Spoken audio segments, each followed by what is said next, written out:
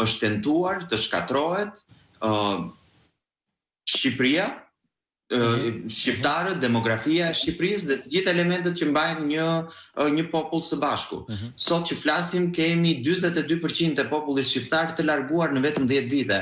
Është një shifër që do duhet të na alarmonte të gjithëve, sepse nuk ndodh në asnjë vend normal që të largohen 42%, gati gjysma e popullsisë. Ndërkohë kemi sot që flasim gati të gjithë qarqet në Shqipëri që janë me lindshmëri negative.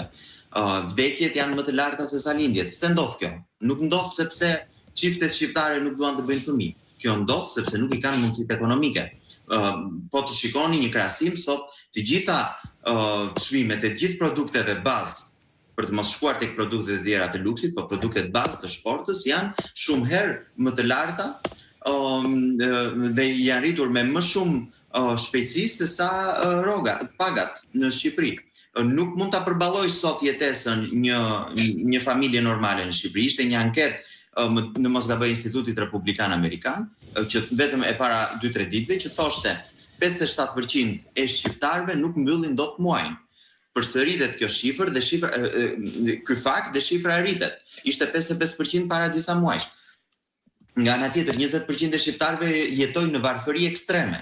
42% e shqiptarëve mund të përballojnë vetëm gjërat më bazike për të mbijetuar, thoshte Eurostati vetëm para disa muajsh. Pra, këtu jemi në një situatë emergjence në Shqipëri. Dhe përmbi këtë, përmbi vështirësitë ekonomike që i shkakton ky model i krijuar me qëllim, që është një model i mbajtur me paratë e drogës të narkotrafikut, kemi dhe dhunën që ushtron për ditë në forma të ndryshme qeveria. Dhunë në përditshmërinë e qytetarit shqiptar, dhunë në përditshmërinë e sipërmarrësit, të fermerit, presion në forma nga më të ndryshmet, por dhe dhunë në për protesta. E pam sot për herën e nuk e di të disajt, janë bërë shumë tashmë, një dhunë njerëzore e policisë ndaj fëmijëve, ndaj të miturve, ndaj moshave të treta, ndaj gjithë qytetarëve që protestojnë lirisht. Ky është një regjim që ka frikë nga vezët. Është regjimi ovofobisë. Ovofobisë është tamam. Si e shpjegoni këtë që sot në fakt ka pasur një seri arrestimesh ose shoqërimesh, si mund të quajmë, por gjithsesi me shumë dhunë të njerëzve të cilët nuk po bënin ndonjë gjë, nuk ishte në përplasje ose në përpjekje për të çarë kordona policia. Janë marrë dhe ka vazhduar deri në orët e drekës, vazhdoj të shikoj postime në Facebook, njerëz që merren djem, vajza, gazetar, kushdo, të kapur, të marrë, të zhvendosur, pa bërë, po ndoshta që dukeshin sikur mund të bënin diçka në të ardhmen, duke pritur nëpër trotuare.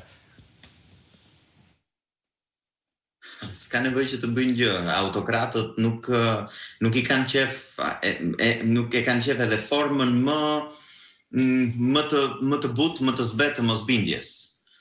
Dhe autokrati që ne kemi këtu në Shqipëri nuk do as debate në parlament, as mosbindjen më të vogël, i do të gjithë të qëndrojnë të urtë, ashtu siç ishte mësuar dhe siç ka investuar që të ishin shqiptarët, por shqiptarët u ngritën.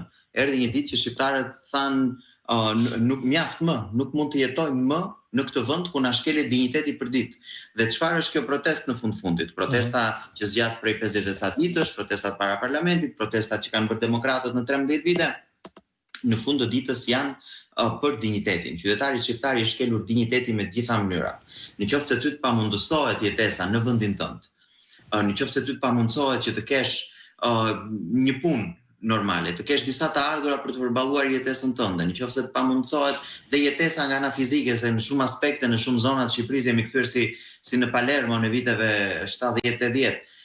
Nëse ty të pamundësohet shërbimi shëndetësor, arsimor, dhe ti detyrohesh vetëm të largohesh, vjen një moment që si shoqëri thua mjaft më, nuk mund të vazhdoj më kjo gjë, dhe kjo ka arritur sot. Jemi në këtë pikë sot.